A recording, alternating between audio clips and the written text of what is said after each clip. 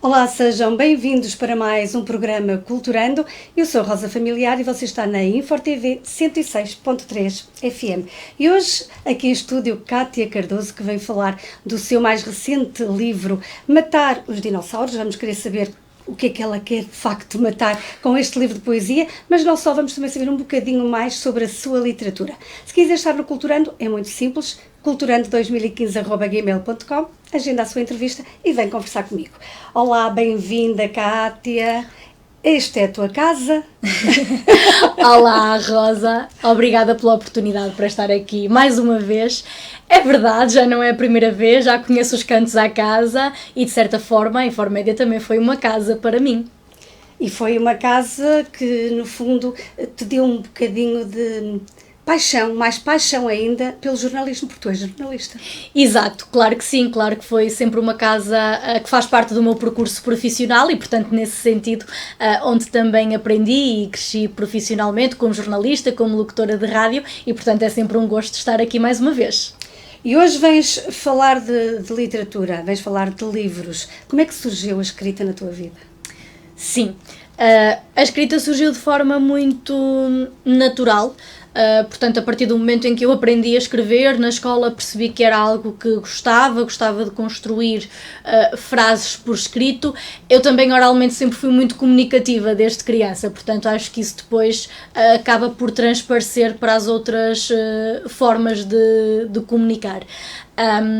E foi por volta dos meus 12 anos que eu comecei a escrever, na altura até, bem, eu não sei se posso chamar poesia aquilo que eu escrevia com 12 anos, mas não sendo poemas, eram pelo menos tentativas de. Portanto, esse foi o registro em que comecei, por assim dizer. E quando estavas, por exemplo, naquela fase da escola primária, já eras assim uma apaixonada pela escrita, pelo português? Sim, já, inclusivamente, eu adorava fazer composições. A criatividade já se notava desde pequenina? Sim, uma boa capacidade de comunicação, um gosto pela comunicação e também pela comunicação escrita, por essa forma de expressão. Se calhar ainda não tanto, ou seja, não com tanta criatividade numa lógica tão autónoma, não é? Porque era sempre em resposta àquilo que são as tarefas naturais da escola. Portanto, eu diria que ali por volta dos 12 é que essa criatividade também se começa a manifestar de forma mais significativa. Existe alguém na tua família ligado às letras, aos livros? De onde vem essa paixão? Não existe ninguém. É intrínseco, é de ti própria. Acho que é mesmo intrínseco, não existe ninguém. Aliás, a maior parte da minha família nem sequer gosta de ler, não tem qualquer hábito de leitura, portanto eu acredito que seja mesmo intrínseco, sim, de alguma Poderá forma. ser de uma vida passada, não é? Pois, quiçá, um dinossauro. Um dinossauro, é isso mesmo. E vens precisamente falar-nos desse livro, Matar os Dinossauros. Queres brindar-nos com um poema? Sim. Se calhar eu até abro, precisamente com um poema de Matar os Dinossauros. Depois trouxe aqui outro livro, ainda lá vamos, mas posso abrir precisamente com esse poema, é o poema da página 23, de Matar os Dinossauros. A loucura é o mais credível oráculo, Cláudia R. Sampaio, Já não me deito em pose de morrer. Se o diagnóstico for loucura, saibam que foi por livre-arbítrio, que resisti com a poesia debaixo da língua para não desmaiar, para não me matar, para ficar quietinha e caladinha. Que suspirei profundamente para não receber mais um diploma de rainha do drama, para não esbracejar, não gritar. Que ladrei e não mordi, que mordi sem ladrar, que voei com patos e procurei em mim guelras enquanto dinossauros me possuíram. Que descruzei a minha vida de outras tantas, sem razão a apontar, senão a de não me querer dar, de não me querer querer. Que escusei alimentar-me dias seguidos e enfardei quilos de chocolate em meia hora, até vomitar, quase, o coração.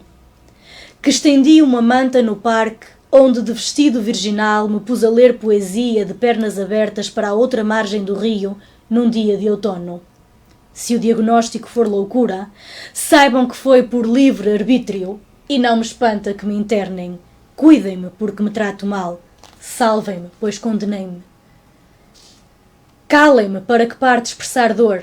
Libertem-me dos poemas. Diagnostiquem-me loucura pelo vosso livre arbítrio. Cátia, um poema bem forte para começar, não é? Tu não queres que ninguém se cale, muito menos que os dinossauros, que apesar de já não existirem, nós ainda temos muitos. Sim, é isso mesmo. Aliás, perguntam-me sempre o que é que são os dinossauros, não é?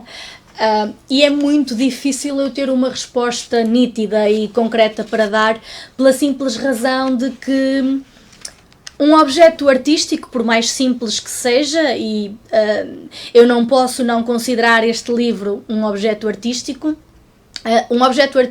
para o ser também depende sempre daquilo que é a sua relação com cada pessoa, e essa é uma relação muito individual e muito individualizada, portanto eu não posso ter expectativas em relação àquilo que será no concreto a interpretação de cada pessoa. Aquilo que eu, enquanto autora, ambiciono e desejo e de alguma forma espero é que cada pessoa que leia possa tirar uma interpretação que seja sua, com a qual essa pessoa se relacione nessa perspectiva individual, que é sempre, mesmo que depois possa existir, por exemplo, através da crítica e através de falarmos sobre os livros, uma relação mais coletiva, não é? Mas é sempre muito difícil dizer o que é que são os dinossauros, porque serão aspectos, coisas, dimensões e ideias distintas de pessoa para pessoa. E que depende da interpretação que cada um lhe vai dar ao ler. E Conceição Galante, certamente conheces, diz que gosta muito de ler. E existem muitas pessoas que gostam muito de ler. Acolhi um jovem estudante de intercâmbio italiano de Erasmus que me aconselha ele a ler no 12º ano. Eu não sei se ela se refere a ler poesia, se a ler algum livro em concreto. O que é certo é que está aqui também uma mensagem de que, de facto, nós precisamos também de incentivar os outros a ler. A poesia nem sempre é fácil de nós incutirmos nos mais jovens. O que é que podemos fazer, Cátia? Bom, eu sou um bocadinho crítica da forma como a poesia é ensinada nas escolas, até porque ela é mesmo ensinada e eu acho que ela devia ser explorada. Explorada pelas crianças e jovens muito mais do que ensinada. Muito bem pensado. Porque a partir do momento em que nós estamos a ensinar poesia, aquilo que nós estamos a fazer é impor uma interpretação. E a poesia, eu acho que é das artes mais livres, das expressões artísticas mais livres que nós temos, porque é também muito difícil, para não dizer impossível, definir no concreto o que é a poesia. Poesia não são só as palavras que estão escritas numa folha, enfim. Por isso é que nós, muitas vezes, quando vemos uma imagem que é esteticamente aprazível, dizemos que poética, ou está tão cheia de poesia, porque a poesia também podem ser imagens, também pode ser aquilo que nós vemos, a nossa relação com outras pessoas pode ser também poesia, e portanto é muito difícil definir-se o que é poesia. E eu acho que no sistema de ensino a poesia devia ser explorada, muito mais do que ensinada. O que é que eu quero dizer com ser explorada? Bom, para já irmos além daquilo que são os autores tradicionais que estão inseridos nos currículos escolares. Não que eles não sejam bons, eu também aprecio muito a poesia de Fernando Pessoa, de Sofia de Melo Breiner, não é disso que se trata e esses autores podem e devem continuar a ser dados a conhecer. Mas acredito que uma das formas de aproximar jovens da poesia seria permitir-lhes também explorarem poesia, terem um espaço para proporem poetas, ou seja, isso já pressupunha que tivessem que ir investigar poetas, terem também um espaço de criação, e nós sabemos que nem todas as pessoas têm essa aptidão e esse interesse, é difícil. Eu recordo-me de um teste de português em que o exercício escrito, a professora deu-nos a opção, ou escrever um poema ou escrever um texto sobre, só eu é que escrevi poema, mas às vezes é possível, até através de algum trabalho coletivo, fazerem-se criações e através também de metodologias específicas que existem. Não é este o sítio para as estarmos a dissecar, mas elas existem. Mas o sair da caixa era importante, elas no que diz respeito à escolha das obras também. Sim, e eu acredito que seria muito por aí, ou seja, não haver tanto aquela imposição, mas até mesmo nos próprios poemas, eu também já disse isto, se calhar até numa outra vez em que aqui estive, já disse isto, que é não estar sempre com aquela lógica de que Fernando Pessoa escreveu desta forma por isto e por aquilo, mas permitir mesmo uma exploração sem prejuízo de uma orientação. E será que escreveu mesmo dessa forma por isto e por aquilo? Lá está.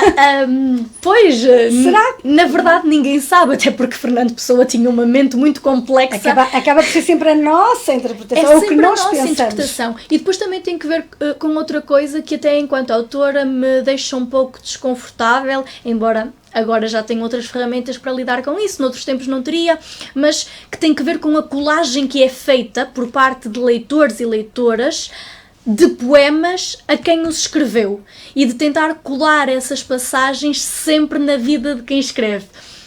Ora bem, eu enquanto autora seria muito triste se só escrevesse poesia baseada na minha própria vida, porque estaria a desperdiçar um conjunto de inspirações que existe à minha volta, até sobre a vida das outras pessoas, mas também sobre aquilo que é criado por outras ficções, seja na literatura, seja no cinema, enfim. Portanto, eu acho que essa tentativa de se estar sempre a colar a poesia à autora ou ao autor também é um erro. É um erro crasso, cria desconforto para quem escreve, que muitas vezes não se sente tão confortável para mostrar, e eu vejo também em algumas tertúlias poéticas que vou participando em que há sempre esse receio da parte de quem escreve, quando nós podemos interpretar os poemas sempre de outra forma, indo mais além. Mas respondendo... isso também mostra que as pessoas também não estão elucidadas o suficiente para perceberem o porquê dos escritores ou dos poetas escreverem daquela forma. Sim, embora no caso da escola, e a Rosa saberá melhor do que eu porque é professora, mas eu acredito que tenha muito que ver com a forma como os currículos estão construídos e que também não permite ali espaço, até por questões de tempo, para outro tipo de pedagogias. Não é fácil, Sim. Mas é possível, possível, e a poesia existe nas escolas, já tem bastante, mas lá está, fugimos um bocadinho ao dar largas à imaginação de podermos escolher aquilo que nos apetecer, não é? E muitas das vezes não conseguimos. Mas voltando aqui à Cátia e voltando aos livros, Poesia Silenciosa foi o primeiro livro. Sim, tinha 17 anos. Começaste a escrever muito cedo. Pois. Ou melhor, a arriscar para o papel muito cedo. Sim, é verdade. Esse que livro é este? Esse livro eu nem o trouxe, porque prefiro deixá-lo no sítio dele, faz parte do meu percurso.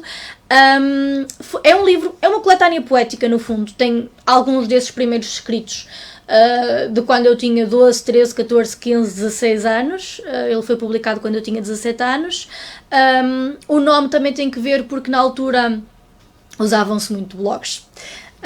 Eu tenho pena que tenha caído em desuso porque acho que era uma plataforma muito, muito interessante. E toda a gente tinha um blog. Toda a gente tinha um blog e depois havia realmente qualidade em muitos dos blogs. Havia pessoas que escreviam muito bem e que o faziam em blogs, e que eu tenho a sensação que quando deixaram de o fazer em blogs, deixaram de o fazer de todo. Mas eu tinha um blog, tive vários, mas aquele em particular chamava-se Gritos Silenciosos, portanto eu já brincava um bocadinho com as palavras, e quando surgiu a oportunidade de publicar o livro, eu basicamente adaptei o nome, mas é uma coletânea poética com alguns desses primeiros escritos. E foste buscar esses escritos. Sim. Depois sai Linhas Delicadas já é um livro com uma nova mensagem. Sim, até porque é o único livro que eu tenho publicado em prosa até este momento. Não que eu goste menos de prosa, mas a prosa é mais exigente em certa medida e, portanto, é difícil. Quando nós começamos a ir para a universidade, começamos a entrar no mundo do trabalho, etc., acabamos por também ter menos disponibilidade. Eu escrevi esse livro quando estava no 12º ano, que tinha as tardes todas livres, e, portanto, isso também me permitia dar esse desenvolvimento. Além de que, eu depois de publicar em poesia, foi quase um desafio que lancei a mim mesma de conseguir escrever em prosa. Como na altura consegui, e hoje estou consciente de que no dia em que quiser voltar a escrever prosa, tendo essa disponibilidade, hei de conseguir, embora também esteja mais exigente, e por isso é que ainda não voltei a publicar em prosa, porque realmente essa exigência também me requer uma outra disponibilidade. E isso significa que poderá no futuro existir um romance? Eu gostava muito, ambiciono que sim, assim completamente sem prazos, sem limites, porque neste momento não é possível. Eu estou com um projeto de doutoramento que acaba por ser também exigente e já é muito ler, escrever, interpretar, muito comunicar também. E então não quero estar a sobrepor um projeto dessa dimensão. E também, além disso, eu quero realmente melhorar as ferramentas que tenho para a escrita de prosa. Aliás, eu estou até a frequentar algumas disciplinas nesse sentido, porque eu estou a fazer doutoramento na Universidade de Coimbra e há a opção de nós frequentarmos cadeiras de outros cursos. Tem um limite, claro, mas eu consegui começar a frequentar 2 cadeiras, uma em cada semestre, de um mestrado em escrita criativa, e portanto também estou com alguma expectativa de adquirir ferramentas que me permitam, daqui a alguns anos, porque se calhar não será enquanto não terminar a tese, mas daqui a alguns anos poder escrever essa obra em prosa com outra maturidade, naturalmente. Sim, até porque não basta escrever, é preciso saber escrever e há uma necessidade de se dizer isto. É Sim. preciso que as pessoas estudem e aprendam a escrever cada vez melhor e cada livro que sai, que seja melhor, não é? Completamente. E que a pessoa tenha essa consciência de que tem que evoluir, não é? Completamente.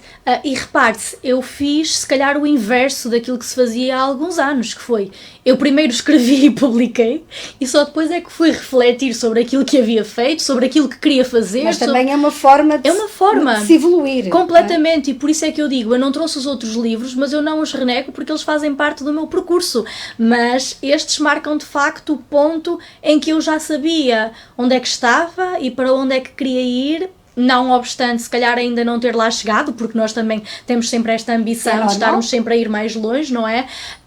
Mas é completamente isso, eu fiz o percurso inverso, mas ele não invalida que eu não tenha esta ambição de melhorar e de saber o que é que estou a fazer, porque realmente não basta publicar, e ainda por cima, que era uma coisa que eu não tinha noção com 17 anos e até com 18, é que é muito fácil publicar, não é? Temos aqui uma democratização da publicação, que é positiva, no meu entender, na minha perspectiva e também em linha com aquilo que tem vindo a ser o meu trabalho académico na área da cultura, que é positiva, mas que depois carece aqui de alguma orientação, de alguma mediação, mas é como em tudo na vida. Se nós não refletirmos sobre o que é que estamos a fazer, se calhar não estamos a fazer bem, não é?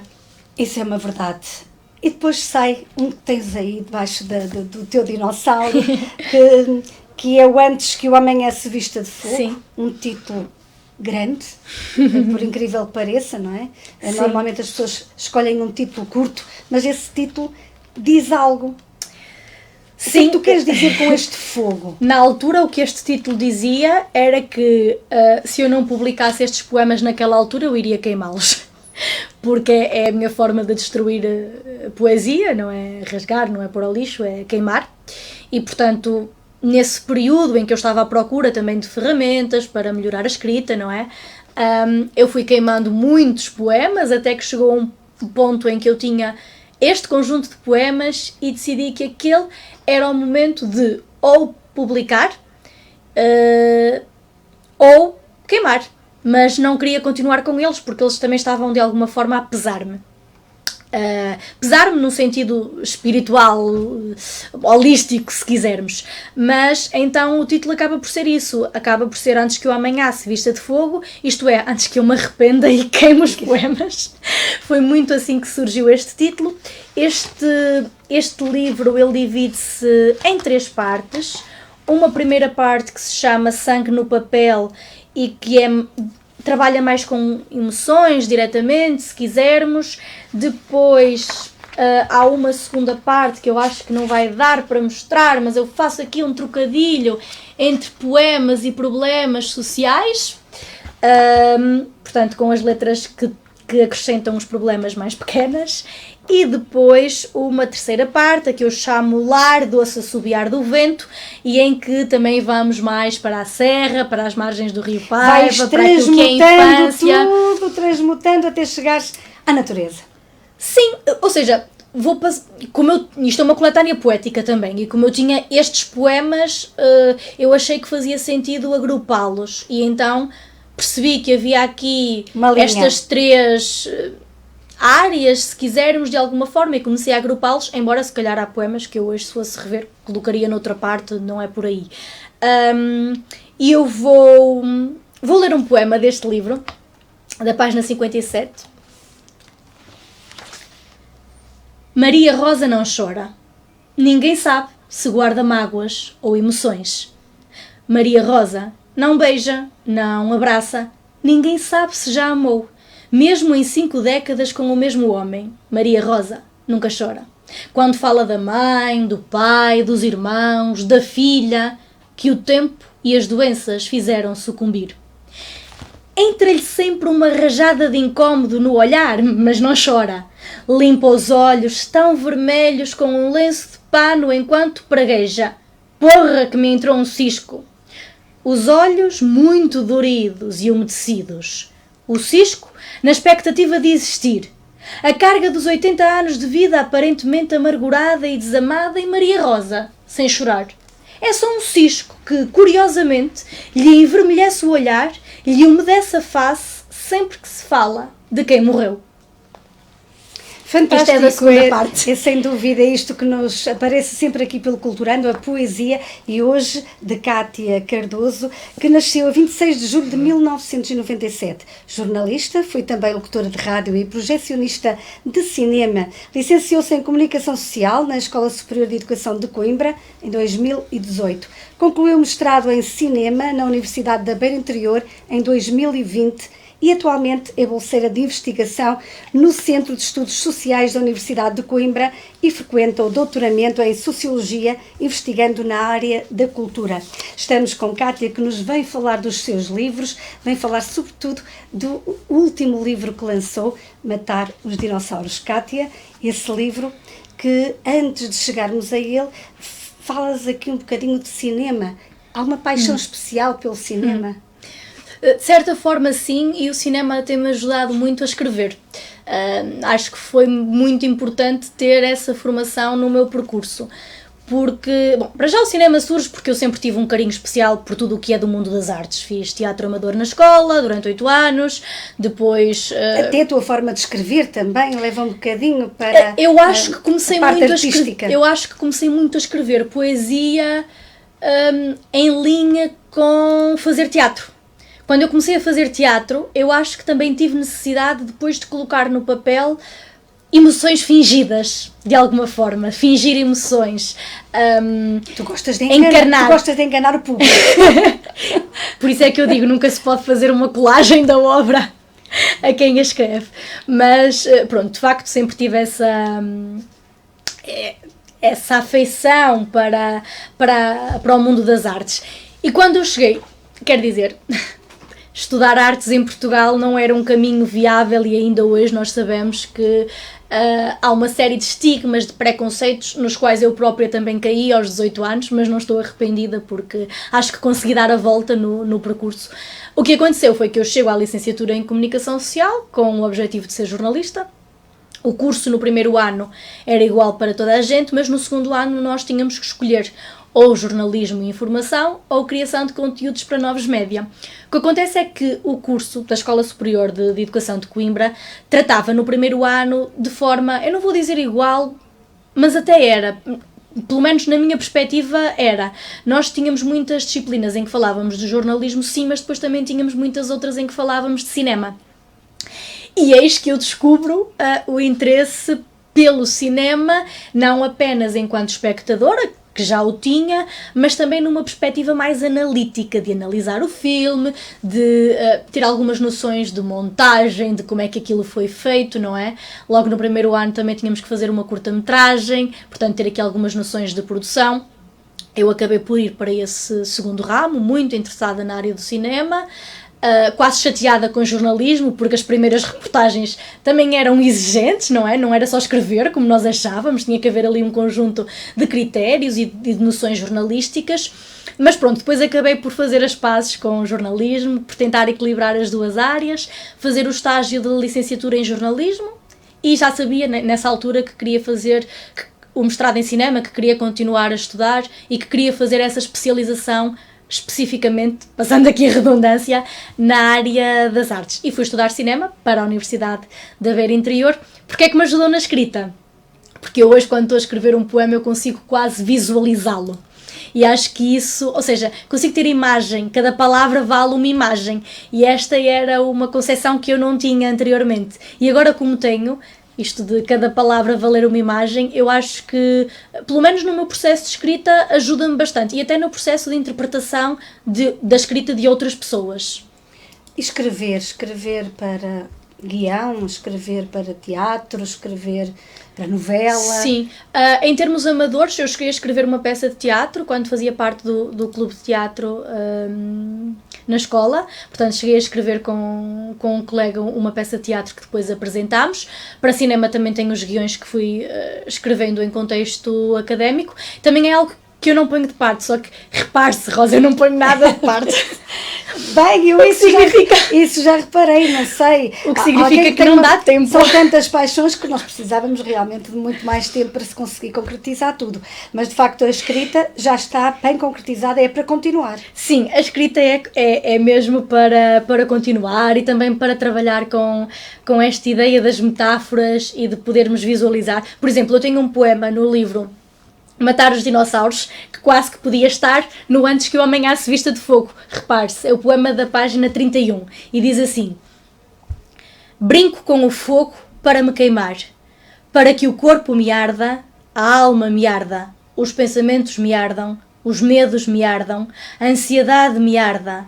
Fogo é perto do inferno, é preciso habituar-me, arder com ele, queimar-me nele.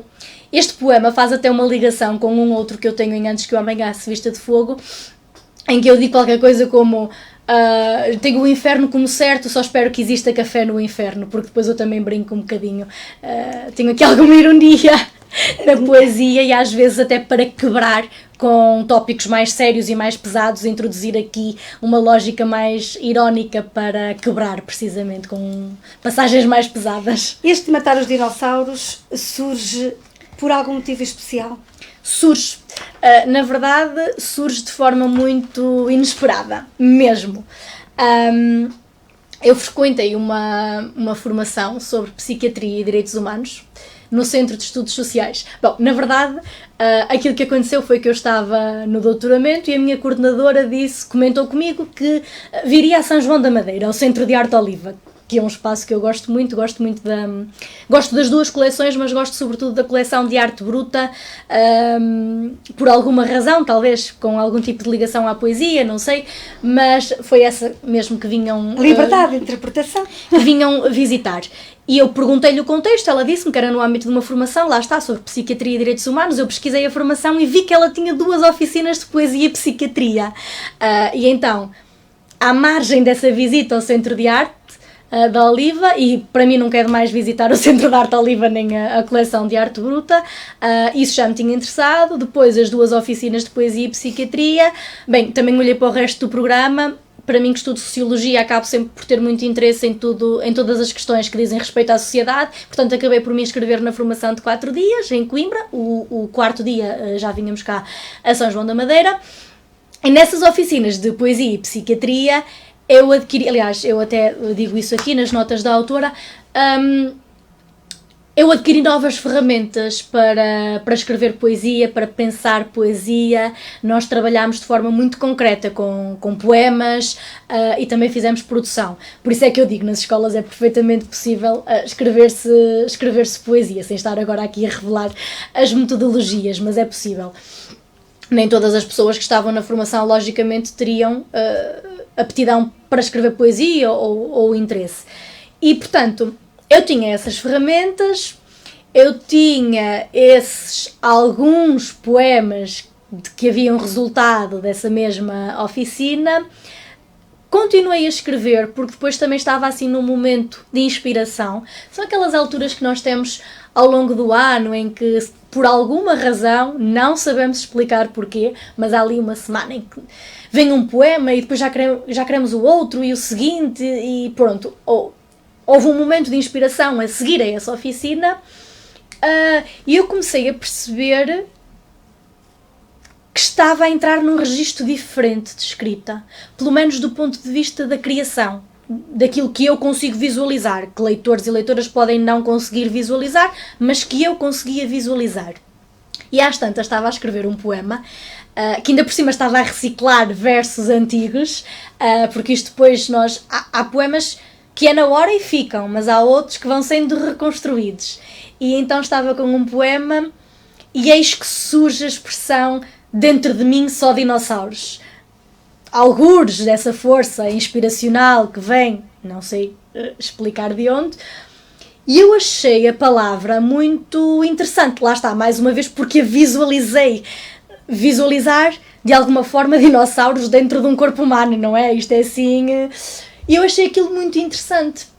E então, pensei também que algo que eu nunca tinha feito era escrever um livro de poesia. Só tinha coletâneas poéticas, sem qualquer ligação entre os poemas. E, portanto, foi um bocadinho assim que começou aqui a surgir. Claro que foi rápido, mas foi gradual. Isto é, cada dia eu ia juntando mais uma peça e percebendo o que é que podia resultar dali. E a psiquiatria? O que é que pode, no fundo, trazer a um poeta? Pode trazer muita coisa, aliás, há psiquiatras que são poetas, ou poetas que são psiquiatras, depende da perspectiva. E por vezes até se calhar os poetas precisavam de ir à psiquiatria. A pessoa que orientou esse workshop, o Mattia Faustini, descreve-se assim como os dois, poeta-psiquiatra ou psiquiatra-poeta. Mas há mais, e nós trabalhamos, até há um que eu também cito aqui. Eu acho que, lá está, depende sempre da forma como nós temos interesse em trabalhar a poesia. Eu acredito que a poesia possa ser utilizada numa lógica terapêutica, como todas as manifestações artísticas. Isso também tem sido trabalhado e estudado de alguma forma. Ainda pouco se faz do ponto de vista da implementação, mas eu acredito que sim. E a mim, particularmente, a arte sempre me ajuda muito. Não é, se calhar, nos momentos em que nós estamos mal, mas é que naqueles momentos em que nós estamos no dia-a-dia, na correria da vida, e quase nem nos apercebemos que estamos a viver. E às tantas há ali um poema, um filme, uma peça de teatro que nos abana, que nos faz tremer e nós percebemos que estamos a viver e acho que isso pode fazer realmente a diferença, não para a vida toda, logicamente, porque é algo que carece de alimentação contínua, mas pode ir fazendo a diferença. Mas o facto de dizeres que, e é para muita gente a terapêutica, por que não receitarmos, os médicos receitarem poemas, poesia, Sim. livros, visitas culturais, exposições? Há um livro que é da Fundação Manuel Francisco dos Santos, que eu agora não me estou a lembrar qual deles é que é, mas que fala precisamente sobre alguns países ou cidades, não tenho bem a certeza, mas há alguns casos em que isso acontece, ou seja, em que os médicos prescrevem algum tipo de saída cultural ou de participação cultural. Portanto, isso pode não ter ainda muita expressão em Portugal, mas não é algo inexistente, nem é algo que eu me tenha lembrado agora aqui. Sim, e tu como estudante nesta área da sociologia, não só, e desta faceta cultural, sim, mais uma razão para também pesquisares um pouco sobre qual seria a possibilidade no nosso país aderir a este tipo de iniciativas. Isso eu não faço ideia, porque teria que fazer uma pesquisa também naquilo que é a área da medicina e tentar perceber até que ponto é que... O que me parece... Precisamos de médicos poetas. Também temos. Também temos. Mas o que me parece nos nossos sistemas portugueses, no sistema de educação, no sistema da saúde, é que são ainda muito tradicionais e pouco abertos a outro tipo de práticas. Portanto, é difícil, seguindo essa linha de pensamento. Mas, para mim, não é nada descabido. Agora, também é preciso ver uma coisa, que é: nem todas as pessoas terão predisposição para ler poesia. Nem todas as pessoas terão predisposição para ir ao cinema. E é legítimo que pessoas não gostem de ler poesia, que não gostem de ir ao cinema.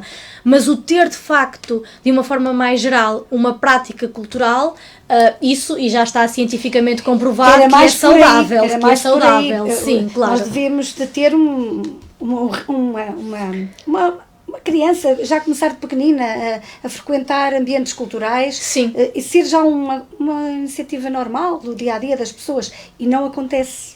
Exato. Ainda não acontece Ainda nos não dias de hoje. acontece. E isso era importante para que não gosta de poesia, mas pode gostar de Exato. outra área qualquer, e aí sim poder então enveredar por aquilo que lhe diz mais, não é? Por Sim, vai muito na linha. Vai muito na linha da exploração que eu falava, no caso da poesia, haver essa exploração dos campos culturais e artísticos na escola. Parece-me que pode ser um caminho. Mas eu aqui também não posso avançar muito, porque tenho a tese para fazer. Temos que ir aqui com algumas questões. Temos que ir lançando foguetes ainda meios apagaditos para eles um dia, quem sabe, fazerem uma festa no ar e virmos a ter uma sociedade um bocadinho mais culta e mais preocupada com as iniciativas culturais, porque ainda não existe muito, embora pareça, mas sim, não é existe verdade. muito. O meu objeto de investigação académica é o Plano Nacional das Artes, portanto, é mesmo uma ponte entre a educação e a cultura, porque a minha convicção pessoal é que, de facto, na educação é que nós conseguimos introduzir estes hábitos culturais, não numa lógica impositiva, mas numa lógica que permita a crianças e jovens explorarem e terem a possibilidade de experimentar diferentes manifestações, diferentes registros, diferentes géneros. Conhecer, no fundo, saber que eles existem. E é legítimo depois dizerem eu não gosto disto, mas pelo menos que saibam que existe e o que é que existe, ou seja, a diversidade que existe. E só experimentando é que sabemos. Cátia, vou-te desafiar a leres mais um poema do teu livro Matar os Dinossauros, este livro de poesia, que existe à venda de que forma? Como é que as pessoas o podem ter?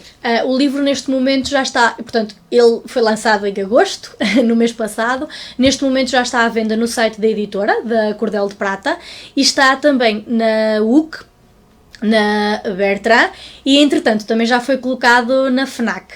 Para além disso, quem quiser de alguma forma adquirir um exemplar em que eu assine o meu nome, basta entrar em contacto comigo através das plataformas digitais, Facebook, Instagram, e portanto eu também terei todo o gosto em fazer chegar. Eu vou agora ler o poema da página 77 do livro. Havia um stop e um dinossauro desnorteado no meio da estrada. Atrás de mim, buzinas buzinavam para o atropelar. Só queria atropelar-me. Eu respirei fundo e avancei de olhos fechados.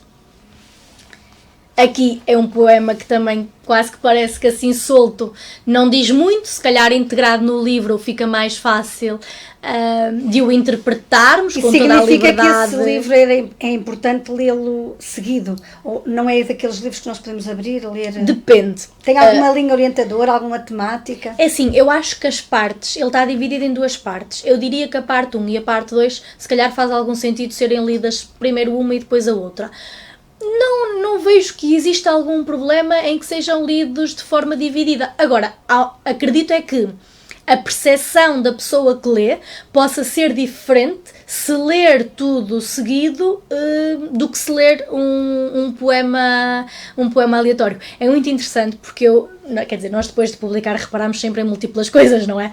E então reparo também que mais uma vez esta imagem que é muito metafórica e que eu acho que também está se calhar holisticamente pensando aqui relacionada um bocadinho comigo, porque eu sou leão, nasci em julho e a astrologia diz que eu tenho muito fogo e portanto eu sigo muito fogo. É verdade, e portanto há aqui também mais um poema que eu gosto muito deste poema. Nós não podemos ter poemas preferidos, mas há sempre aqueles que pelo menos é por fases também. Nesta fase eu gosto muito deste, se calhar daqui a um ano já gosto muito de outros e já não acho assim tanta piada a este, mas este é da página 99 e diz assim: sou tão bruxa, tão bruxa, tão bruxa que, quando me atiram à fogueira, o fogo apaga-se. Eu gosto muito deste poema porque eu acho que ele é profundamente provocador e acho que é um poema muito feminista, mas isto é a minha interpretação. Não quero condicionar a vossa interpretação. É a minha interpretação. Eu acho que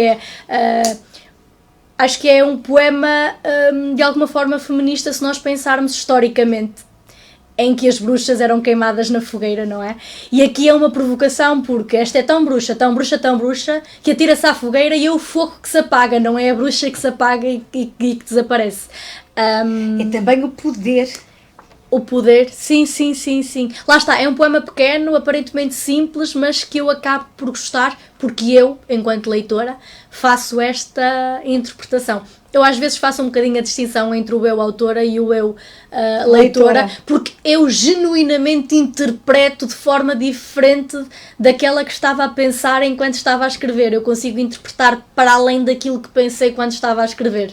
Tu és daquelas pessoas, daquelas escritoras que depois vais ler os teus livros. Eu nunca li o meu livro em prosa. Nunca tive predisposição para.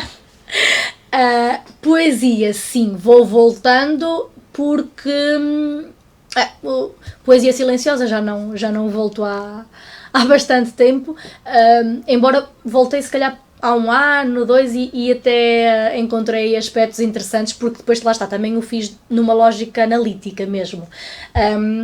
O Antes que o Homem Aço Vista de Fogo, de vez em quando ainda vou lá, até em alturas de efemérides, que eu acho que tem ali um poema que se aplica, ou isto ou aquilo, porque eu acho que as temáticas também acabam por ser um bocadinho diferentes. Este, se calhar, eu dizia antes de começarmos o direto, que se calhar este aqui acaba por ser um bocadinho mais moralista do que Matar os Dinossauros, embora não tenha qualquer pretensão moralista na minha ótica, mas enfim, é a minha ótica, portanto, de vez em quando ainda lá vou. Matar os Dinossauros, ainda não li o livro completo, desde que ele foi publicado, portanto os poemas que tenho lido são os poemas que tenho lido em eventos de promoção do livro, e que são assim quase aleatoriamente escolhidos. Tu, quando pensaste em escrever e organizaste o Matar os Dinossauros, pensaste que era importante falar nas questões da sociedade ao longo do livro? É assim, és uma observadora, não é? Sim, como eu estava a dizer, eu acho que essa dinâmica da observação da sociedade está mais presente no Antes que o Homem Aço Vista de Fogo, sobretudo naquela parte 2, em que eu faço o trocadilho de poemas sociais para problemas sociais de alguma forma, não é? E em que aqui se calhar eu vou um bocadinho mais longe, até tenho um poema que se chama Sociedade, enfim, certamente que se eu fosse escrever agora escreveria de outra forma, mas tenho também aqui este que eu posso ler. Força! Que se chama Campo 24 de Agosto. Este livro tem várias referências geográficas também, o Antes que o Homem Aço Vista de Fogo. Pronto, eu gosto de sítios e também estava a explorar, não é? Diferentes dinâmicas, estamos sempre a explorar e uma das explorações que fiz foi precisamente trabalhar a partir de sítios geográficos muito concretos. E este diz assim: o homem que não tem uma perna está na rua com 2 canadianas, parado a olhar para o telemóvel, o homem que só tem uma perna. E eu olho para as minhas 2 pernas, bem fixas no meu corpo, e olho para o homem que só tem uma perna e caminha agora na rua apenas com uma perna e canadianas. E ainda sabe sorrir. E olho para mim que caminho com 2 pernas e vejo que aquele homem, só com uma perna, é mais feliz do que eu com as 2. Aqui está também uma questão muito importante. Nós às vezes não pararmos um bocadinho a pensar naquilo que nós temos de bom. Não é? Sim, exato. Lá está. Eu acho que essa reflexão, se nós quisermos numa lógica mais social, sociológica se calhar, embora eu na altura não estava a estudar sociologia, mas acho que essa dimensão vai mais, de alguma forma, para este livro. Eu no Matar os Dinossauros procuro trabalhar de outra forma, porque lá está, a partir do momento em que eu tenho este título, Matar os Dinossauros, eu também tenho que definir, para mim, enquanto autora, o que é que são dinossauros, ou como é que eu vou trabalhar com esta metáfora. Eu vou trabalhá-la de diferentes formas ao longo do livro, mas é importante que eu faça essa definição com o que é que eu quero trabalhar. E eu escolhi, se calhar, um rumo muito influenciado pela origem da inspiração para este livro, pela Oficina de Poesia e Psiquiatria. Eu escolhi, se calhar, um rumo muito voltado para questões... É assim, eu não posso dizer psicológicas porque eu não tenho qualquer tipo de formação nessa área. Mas todos nós temos dinossauros, mas todos nós temos escondemos dinossauros ali e estão lá dentro e não saem, não é? E todas nós podemos falar de coisas, dimensões em que pensamos e que não é porque pensamos nelas que elas existem efetivamente. Os nossos medos, as crenças, os medos, exatamente. E nós estamos em constante exposição a crenças, não é?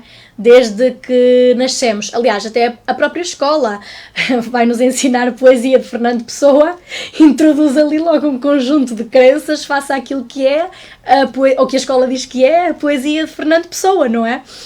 E, portanto, eu também tentei trabalhar um bocadinho com essas crenças, embora reconheça, mas acho que isso também faz parte da dimensão poética, que há muito trabalho desse que não está explícito no livro. Mas lá está, é poesia, não tem que estar tudo explícito. E falando um bocadinho de Luís de Camões, até porque vamos agora entrar numa fase que vamos ouvir falar muito dele. Sim. O que é que te diz? Todos os poetas que eu dei na escola foram poetas que eu gostei de alguma forma, porque foram os primeiros com que contactei. Luís de Camões tem a particularidade de ser um poeta muito difícil de ler, pela língua, pela forma de se expressar, não é? De uma outra época. E, portanto, nesse sentido, a escola foi importante no trabalho de mediação. Enfim, depois a interpretação é aquilo que tiver que ser. Mas não é um poeta que eu leia muito regularmente, neste momento. Lá está, porque também é exigente. A escrita de Camões, para os dias de hoje, não é escrita, ou seja, não é no conteúdo, é na forma. Não estamos tão familiarizadas com aquela forma de escrita, não é? Mas é genial. Logicamente que é genial a mestria com que escreveu os sonetos, não é? Acho que fala por si também. Achas que há a possibilidade de aparecer alguém a escrever poesia como se escrevia neste tempo de Luís Vaz de Camões? Não sei, eu não sei sequer se alguém tem paciência para fazer uma obra como os Lusíadas. Mais paciência, mas de facto. Mas paciência no sentido em que eu acho que se calhar poetas contemporâneos já não olham para Portugal tanto nesta perspectiva de somos os maiores porque descobrimos o mundo e tudo e mais alguma coisa. Eu acho que há uma crítica até ao próprio sistema de ensino tradicional, à forma como se foi falando sempre dos descobrimentos. E aqui a globalização também teve um papel se calhar importante, porque nós começámos a perceber que nós invadimos o Brasil, mas a forma como os brasileiros estudam a história é completamente diferente da forma como nós estudamos a história de quando invadimos o Brasil, e é importante dizer invadir e não descobrir.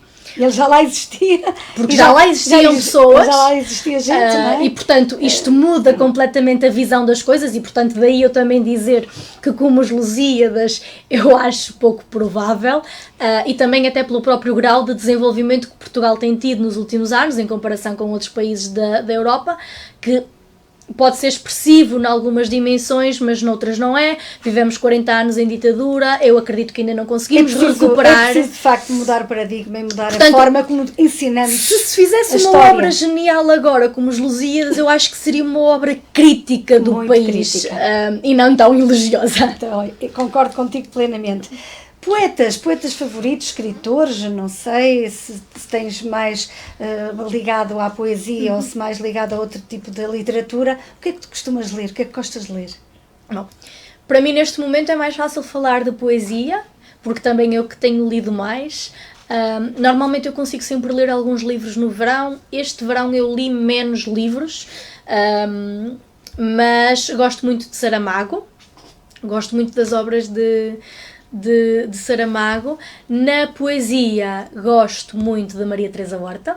Aliás, a Maria Teresa Horta também tem obras em prosa e que são, na minha ótica, geniais. Eu acho que o próximo livro em prosa que eu escrevesse gostaria muito que fosse de alguma forma inspirado naquilo que são as dinâmicas, adaptado, logicamente, mas para mim Maria Teresa Horta é, se calhar, a inspiração maior. Quer na escrita, pela forma como escreve, quer depois no impacto que as suas palavras tinham e tiveram na história de Portugal. porque escrever o que Maria Teresa Horta escrevia antes do 25 de Abril é corajosa. Foi ousada, foi corajosa, foi espancada por 3 homens que lhe disseram isto é para aprenderes a não escreveres como escreves, continuou a escrever como escrevia, aliás, a seguir ainda vai para as novas cartas portuguesas no contexto das Três Marias. E houve muita sorte não ter sido destruído e não termos perdido esse conteúdo tão importante. E eu gosto genuinamente da poesia. Lá está. Porque desde a Maria Teresa Horta até, se calhar há poucos anos, até aparecerem outras poetas, se calhar como a Cláudia Lucacheu e etc., ela estava a ocupar um espaço vazio e num tempo em que aquele espaço também não era para ser ocupado, muito menos por uma mulher. Aliás, a poesia dela é assumidamente feminista, não é? E, portanto, é sem dúvida uma grande inspiração. Mas depois também gosto de outras poetas contemporâneas, como a Francisca Camelo, a Filipa Leal. Eu agora ando muito na poesia contemporânea, a ler o que é que está a sair, o que é que se está a fazer, ando mais nessa onda, porque lá está, também sinto que se calhar aquilo que foi feito de alguma forma já foi passando por mim. A Maria Teresa Horta, com grande pena minha, não passou por mim na escola, não consigo compreender como é que não se fala das Três Marias na escola, como é que não se dá a poesia de Maria Teresa Horta, não consigo mesmo compreender. Mas quem sabe um dia não estás no Ministério da Educação para mudares não ambiciono, não tenho essa ambição, mas naquilo que academicamente puder contribuir e também nestes momentos que acaba por permitir uma democratização diferente. Exatamente. Porque há muita gente que estará a ver o Culturando e que não vai ler teses de doutoramento, não é? Lógico. Mas é importante sempre falar e é importante dizer, porque aquilo que nós ouvimos pode não ficar tudo, mas fica sempre algo da mensagem que nós deixamos. É isso. Claro. Estamos mesmo na reta final, mas ainda quero saber se tens projetos futuros, se tens alguma coisa na manga, o que é que estás a escrever, se é que estás a escrever. Penso que com o doutoramento provavelmente não será fácil. E quando é que podemos ter esse livro numa apresentação e podermos estar com a Cátia pessoalmente, com autógrafos? Que projetos é que estão na mente para o futuro?